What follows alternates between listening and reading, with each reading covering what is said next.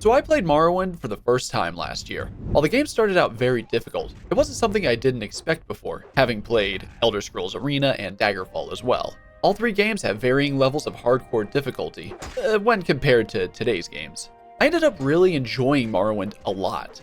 When I finished the base game and made a video, I still had the desire to hop back into Vvardenfell and play through the expansions Tribunal and Bloodmoon respectively. But life did pop up a bit in front of me, so I had to put that on hold for a while. But the more time that passed, the more I realized I really enjoyed Morrowind.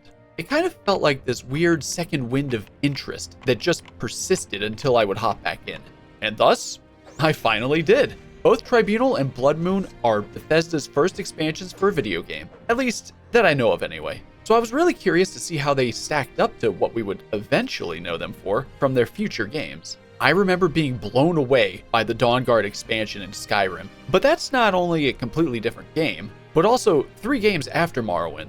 Morrowind was just built different, so what we would get as, not only the first expansion content in general, but also the different style of gameplay and storytelling that Morrowind had from the later games. Dialogue was mostly text-based, combat was much more stat-based, and everything was much more static in nature. Static meaning NPCs don't really move around much at all. Because of this, you could really learn what to expect as you played through the game. You would know where characters would be whenever you started up a new playthrough. But the big question here then, would the expansions be more of the same? Sort of like a side quest? Or would they try some new things here and there? My curiosity certainly was sky high here, and I was ready to hop in.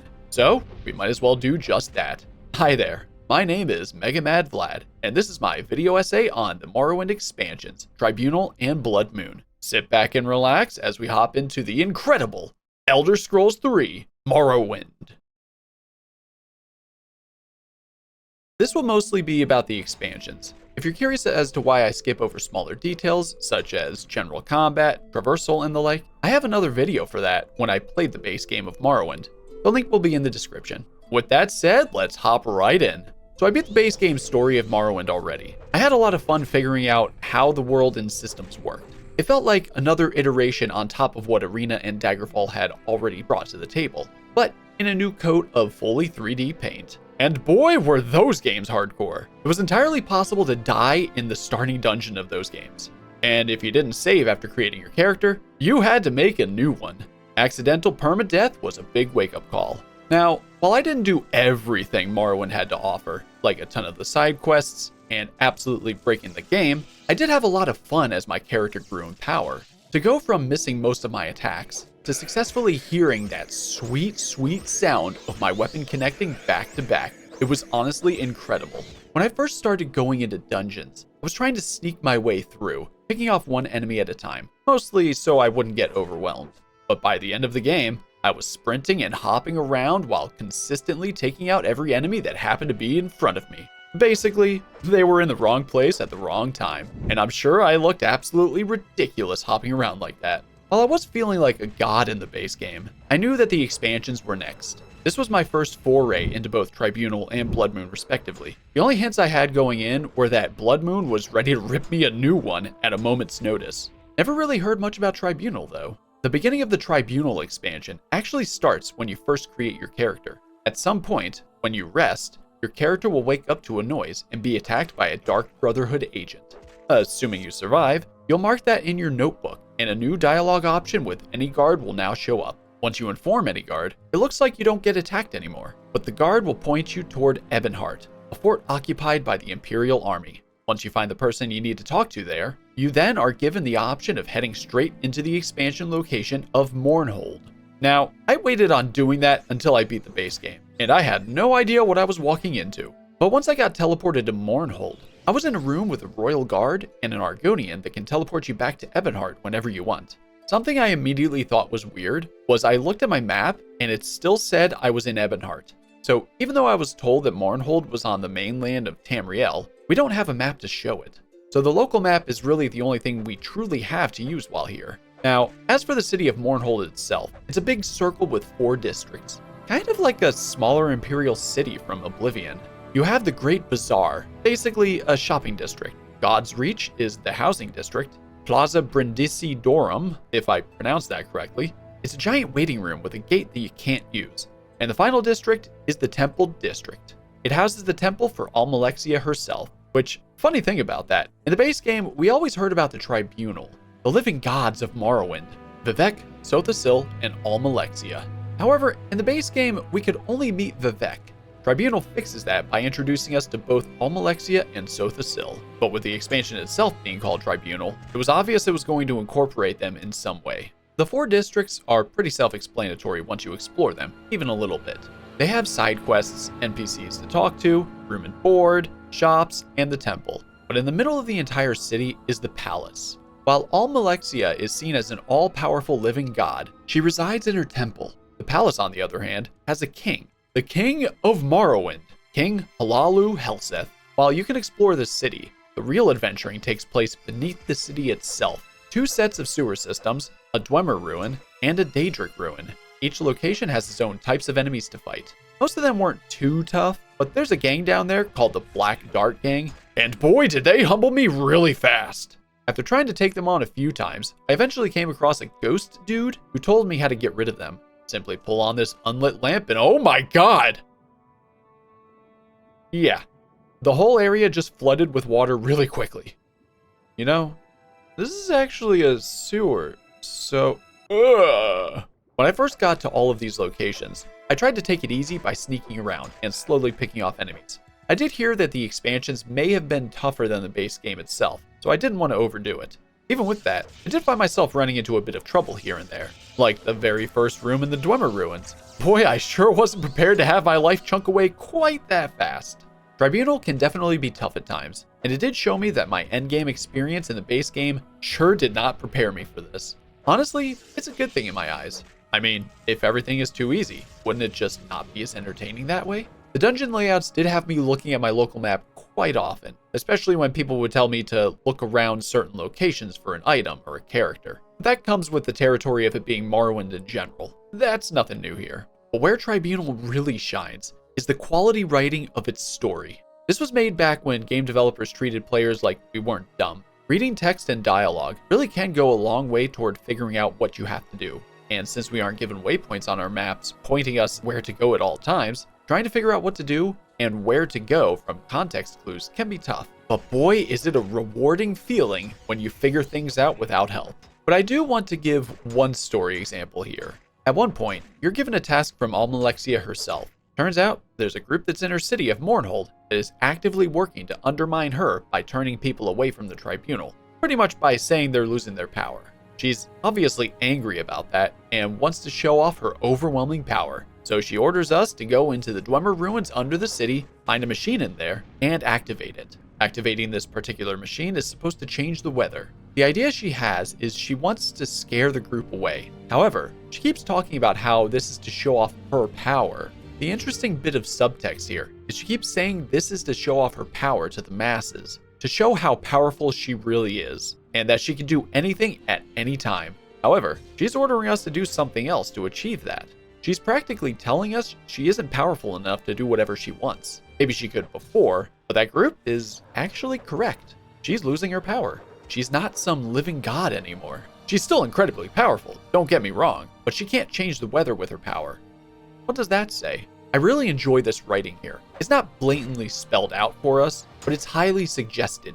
It might seem obvious when you have the context, but the way Almalexia talks during this exchange is done in a way where she's trying to hide that fact. I really loved this moment, and it was a big surprise for me to see. While that was definitely a highlight moment for the story to me, small as it is, the overall story of Tribunal is honestly well written. All the hidden subtext underneath all the lying, treachery, and manipulation is great. And while I did finish the story, I still had one more enemy that I had to fight. This guy was probably the only thing I heard about before hopping into Tribunal.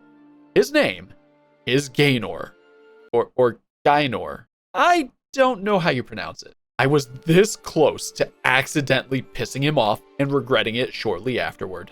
I came across him for the first time, started talking, but then I saw that blue word of favor. I decided against clicking on it, thinking it was just a random side quest, something that I could come back to later. Oh, I lucked out there and I didn't even know it. After finishing the story, I looked up the name of the character I heard about, and then I saw it was that guy. The shocked face I made when I found that out. So basically, you interact with this guy in a lose-lose situation. No matter what you do, you'll end up pissing him off. Once that happens, he'll disappear for 3 days, and when he shows back up, he's in full ebony gear, and pretty much attacks you immediately. What makes him scary isn't the ebony gear, it's his stats, but one particular stat above the rest. A quick bit of history. From what I read online, when Morrowind first released, people looked at the luck stat as a useless stat to increase. You could only raise it by 1 every level, and it never really made a very noticeable difference in anything. Now, when you think of luck, you would normally think it would affect things like the items you find, or the amount of money you come across in chests and looting enemies, right? Well, it doesn't affect that whatsoever. What it does affect is your stats. Alright, so hear me out. So apparently, if you max your luck out to 100, it raises all your other stats by about 10%. So if you have 100 luck and strength, your strength is now 110. Alright, pretty self-explanatory. So when the community was complaining about the luck stat back in the day, apparently Bethesda wanted to mess with everyone for that reason. Insert Gaenor, or Gaenor, whatever. Bethesda thought it would be cute to give him a base amount of luck and a gigantic 255. And then they gave him a charm to raise it by another 15, raising it up to 270. And then they gave him a unique ability to raise his luck by 500, thus raising his luck to an absolutely staggering 770. So if 100 luck is 10%, that makes 770 luck 77%. That means all his other stats are raised by nearly 2 times. And when that affects your agility, the stat that helps decide whether you hit and are hit by enemies, Gaenor here is very tough to hit. So I wanted to be prepared and go into this fight with a bit of extra luck and a lot of potions. What I didn't expect was that I would end up beating him on my very first try, and I only chugged 2 potions. That was rather anticlimactic. Honestly, I was expecting to lose at least 5 times based on what everyone was saying online. But as it turns out, I was able to hit him a lot more often than I expected. Well, anyway, with that tangent out of the way, let's talk about the second expansion, Bloodmoon. Being the second and final expansion of Morrowind, Bloodmoon could have done anything, and it would have been following up Tribunal. If Tribunal was a hit for you, Bloodmoon would be trying to outdo that. Well, I can say the Bloodmoon was also really good. We go to the nearby island of Solstheim. You know, the island just over there. You can ask about Solstheim to just about anyone in Vardenfell, and they'll point you to the village of Kuhl, and you'll find someone there who can ferry you over there in a boat. Well, that, or you could just water walk your way all the way there. It's all on the same map as the base game, no walls like for Mournhold. But when I first got to Solstheim, it felt very welcoming. Everyone was telling me it was super nice and to get out while I had the chance. Such a warm welcome on this cold island. So Solstheim as a map is decently sized. It's got like 2 different types of climates, the Pacific Northwest and the Pacific Northwest but covered in snow. But there are also caves everywhere. That's a lot of small little dungeons for you to do. And there are a lot of treasure chests that you need to unlock. But what else can you find in a new location? That's right, enemies. I was told I was going to die a lot during Bloodmoon. But what surprised me the most, I only died once or twice. I was very surprised when I finished the expansion and could still destroy almost anything in my path. I could even take on groups of enemies without too much of a problem. Honestly, the hardest part of the expansion was the final quest. Bloodmoon involves werewolves, and the Daedric Prince Hircine. I could easily fight multiple werewolves at once. They weren't any issues for me, at least not until that final quest. I got surrounded by a few of them there, and there was nothing I could do. I lost all my HP so fast, I didn't realize until it was all over. But then I changed up my strategy to sneaking around. I haven't run into any issues since. Just finished that final quest without any real problems. But in terms of difficulty, it may not have been as hard as I was expecting, but that might be because I was playing on the default difficulty. Not to mention, I've been playing this character since the beginning of the game, so my stats are either near maxed or above that. Traversing the island in Solstheim also wasn't that bad. There are mountains on it, but they're much easier to scale than mountains in Vardenfell. The enemies are plentiful, the caves are numerous, and the Pacific Northwest never looked so 2003. One thing of note here is I noticed there was more voiced dialogue in Bloodmoon than both the base game and Tribunal. And I'm not talking about those random greetings that characters say to you as you get close. Some of these characters actually say the first line or two of their first message when you interact with them. I saw this during the main quest in particular. If something happened, or you're receiving your next objective, they started talking about their next message just before I interacted with them. Yes? What can I do for you? I am Captain Falx Carius, commander of Fort Frostmoth. It was a really nice touch. Now, a slight spoiler for the main quest of Bloodmoon. At some point, you will be infected by a werewolf. It's a guarantee that you're afflicted with this. When this happens, you're given a choice. Either cure yourself, or turn into a werewolf after 3 days. Both options actually change the story path for you. Though, apparently lycanthropy is curable with a basic cure common disease potion. I found that kind of funny. But while I did cure myself in my playthrough, I still had to try out playing as a werewolf. And dear God, am I fast! I can also leap over small buildings! I'm practically a superhero like this. But, well, I'm a werewolf, so everyone attacks me instead. But playing as a werewolf in Morrowind was actually quite fun. I really ended up enjoying it, more than I thought. As for the overall story of Bloodmoon, I thought it was well done. It was more like a story that just unraveled in front of me. We don't come to the island chasing some big bad. We're here because it's a new place to explore, some more adventuring. The way the story goes is kind of like one thing leading to another. You do one thing, and then another thing happens, and again, and so on. But the way it's done makes sense. There's one quest in particular that took me an incredible amount of time to complete, and I'm sure everyone that's played Bloodmoon knows exactly what I'm talking about here. It involves finding stones and doing something for each one of them. But something I took note of is before that quest begins, we're given a book to read. I read through the entire book myself, something I admittedly don't do enough of, and it actually gave me extra context to what I was doing. What a novel concept! It was a neat moment for me. And that's Tribunal and Bloodmoon in a nutshell. They aren't content that makes or breaks Morrowind, but they do expand upon the base game in clever ways. They're not super flashy or very cinematic, but both stories are well written and treat the player like an actual intellectual. In the end, while they both didn't blow me away, they did surprise me with their quality, and this being Bethesda's first foray into making expansions for their games, this was a great first attempt. While Tribunal's systems were overall the same as the base game, when I saw how Bloodmoon was trying to do more with voiced dialogue, it's interesting to see Bethesda try new things. It almost feels like it helps bridge the gap a bit between the mostly silent Morrowind and the mostly spoken Oblivion. Add in the fact that you can hop into both expansions almost whenever you want to, it just adds them into your own story. Both can be undertaken at your leisure, though they can still be difficult, especially if you just created a new character. But in the end, I enjoyed them both a lot. If you've never played The Elder Scrolls 3 Morrowind before, I definitely recommend giving it a try, especially if you're a fan of The Elder Scrolls. The gameplay may be a bit much for some, but once you understand how things work and get stronger, it's a very, very rewarding game.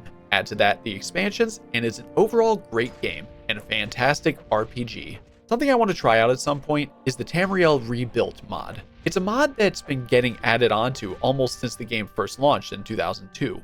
That's one hell of a project, and it adds in the surrounding landmass of Morrowind. I'm talking the parts that we couldn't visit from the base game and expansions. Very interesting stuff there. But with all of that said, that's that. Thank you all so much for watching. I hope you liked the video. Next up on my road to the Elder Scrolls 6 is the very next game, the Elder Scrolls 4 Oblivion. And I'm really looking forward to hopping back into that game again. And I hope you all have a great rest of your day. Adios.